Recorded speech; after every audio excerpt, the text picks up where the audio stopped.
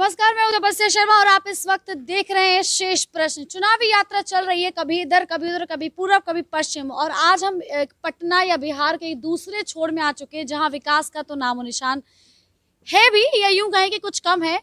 जहां अक्सर कोसी नदी के जो प्रभाव है वो अक्सर पड़ता रहता है जनता पर, कभी उनके घर मिटना कभी बनना, और ऐसे ही घर मिटने और बनने की जो कहानी है वो दर बदर भटकती हुई लंबी चली जा रही है। इसी रास्ते आज हम चुनावी मैदान में पहुंचे हैं आलोक रंजन झा जी के पास, जो बीजेपी से प्रत्याशी हैं। पिछली बार उनको हार का सामना करना पड़ा, लेकिन देखते हैं इस बार जो पार्टी ने दमखम लगाया है वो कितना, इनकी जो पार्टी की तरफ से कितनी जोर लगा पाते हैं और कितना दमखम आप फील्ड पे दिखा पाते हैं। बहुत बहुत स्वागत सर आपका। देखिए, इस बार जो स्थिति है वो इस बार दो ताकत है। एक देश के प्रधानमंत्री माननीय नरेंद्र मोदी जी हैं, जो केंद्र में जिनकी सरकार है, और राज्य में नीतीश कुमार जी के नेतृत्व में हम लोग हैं। और जब दोनों डबल इंजन की सरकार होती है तो निश्चित रूप से उसका असर विकास पर पड़ता है। इसलिए इस बार पूरा चुनाव विकास पर लड़ा जाएगा, पूरे दमखम के साथ। जनता विकास के साथ है। जनता समझ रही है कि अभी बिहार को डबल इंजन की सरकार से इस बिहार को आगे बढ़ना है, और उसी का लाभ अब एनडीए के सारे प्रत्याशी को मिलेगा। ये विकास कब तक एक ही मुद्दा रहेगा? विकास तो, क्योंकि अगर एक ही मुद्दा अगर हमेशा लड़ता रहेगा तो विकास कैसे कर पाएगा देश? विकास तो अनवरत चलने का चीज है। चल नहीं रहा ना, दिक्कत तो यही है। नहीं, कैसे आप कह रही हैं नहीं चल रहा है? जो बिहार जर्जर था आज से 15 साल पहले, उस बिहार को आप देखेंगे कि इस 15 साल में, आपको एक बात हम बता दें, इस बिहार में 15 साल, इससे 15 साल पहले राजद की सरकार थी, उससे पहले 40-45 साल कांग्रेस की सरकार थी। लगभग इतने वर्षों तक यदि बिहार में विकास हुआ रहता, एक माननीय श्री कृष्ण जी मुख्यमंत्री के बाद बिहार में कोई विकास नहीं हुआ, और जिसका परिणाम है कि इस 15 वर्षों में आप सोचिए ना, एक मूलभूत समस्या लोगों का होता है, सड़क, बिजली, पानी, ये कुछ भी बिहार में नहीं था। यदि वहाँ तक पिछली सरकार किए हुए रहता तो आज हम उससे आगे बढ़ गए रहते। तो हमको तो पहले उस मूलभूत समस्या को जो होना चाहिए, बिजली नहीं था बिहार में। हम लोग एमएलए थे, 10 से 15 में एमएलए थे। जहाँ घूमते थे वहाँ कहता था बिजली नहीं है, ये जहाँ घूमते थे कहता था ट्रांसफार्मर जला हुआ है।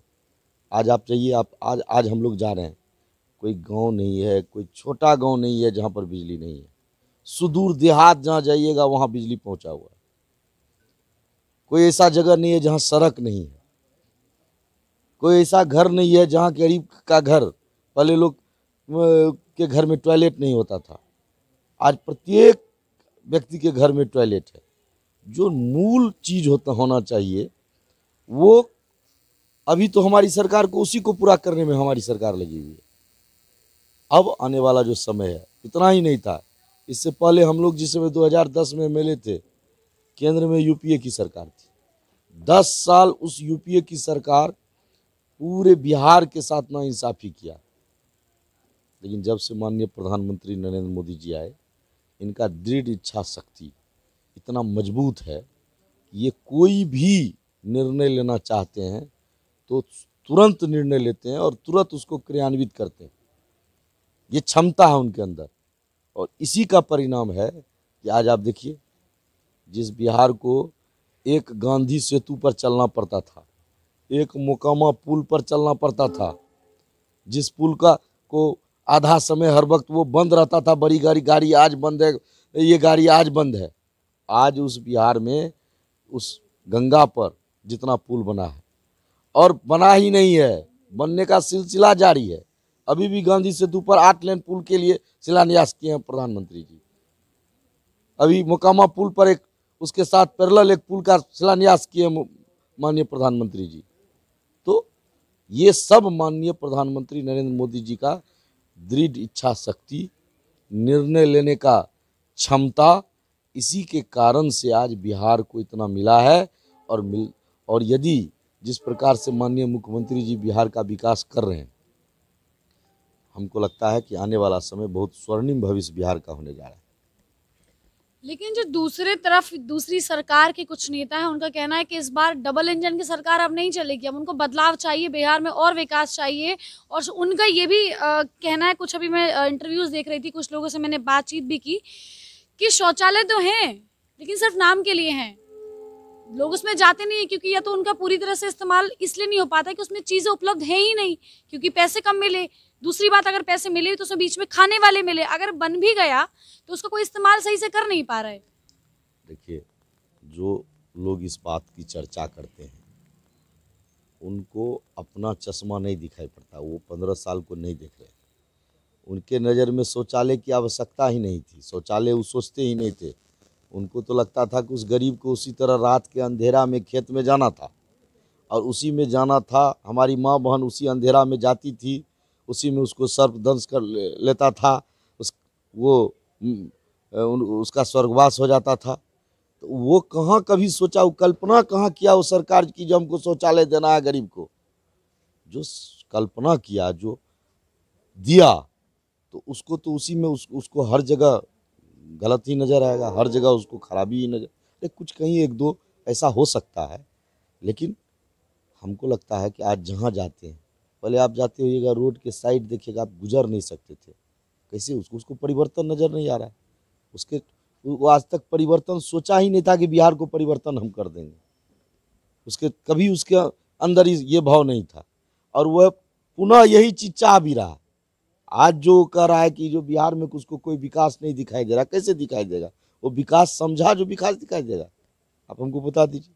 आपको लगता है कि अगर आप एमएलए बनते हैं तो ये जो गंदगी है रोड की और जो भ्रष्टाचार की गंदगी साफ हो पाएगी? बिल्कुल, भ्रष्टाचार की गंदगी, बहुत कुछ भ्रष्टाचार।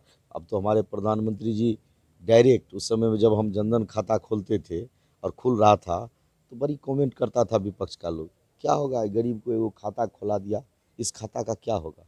आप देखते होइए 40 करोड़ लोगों को का जनधन खाता खुला, लेकिन आज जब महामारी का समय आया और उस जनधन खाता में डायरेक्ट पैसा आना शुरू हुआ, लोगों को आँख खुल गया।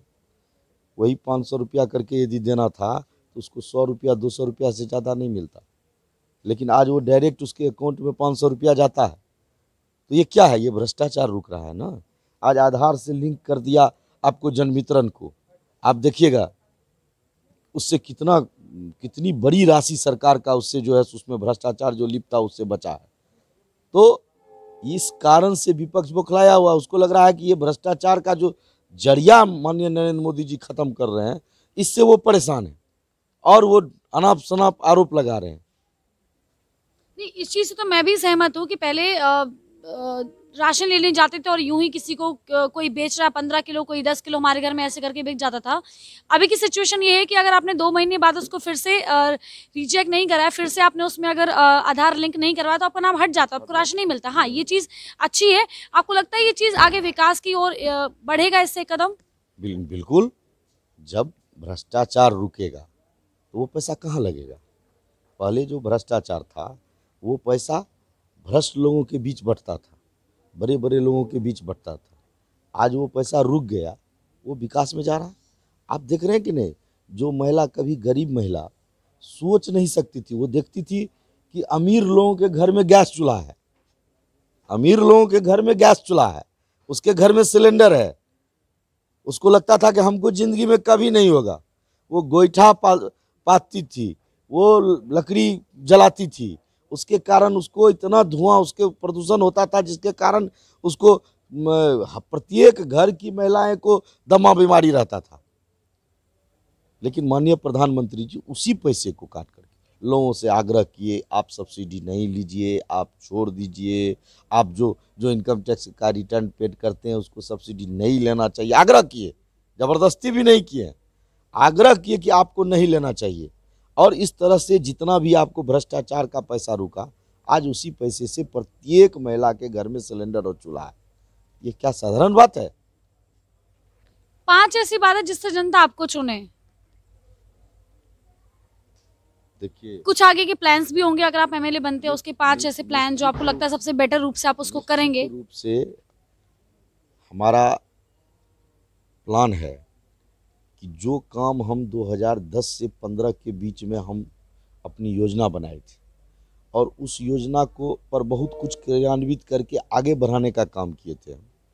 जो 15 के चुनाव हारने के बाद आने वाला समय का जो बीच का कालखंड का जनप्रतिनिधि था, जो किसी भी कार्य को नहीं छू पाया, हमारा प्लान है कि आने वाला इस 5 साल में वो सारा कार्य, चाहे वो रेल का ओवरब्रिज हो, चाहे वो ड्रेनेज सिस्टम का जो हम काम शुरू करवाए और आकर के अभी रुका हुआ है वो हो, या सहरसा के सड़क का जो भी आप अभी देख रहे हैं, बहुत सारी कठिनाई थी उस सड़क को करने में, लेकिन उसमें बहुत कुछ हम लोग दूर किए, पीडब्ल्यूडी को ट्रांसफ़र करा करके आगे बढ़ा है, लेकिन वो वहीं नहीं रुकेगा।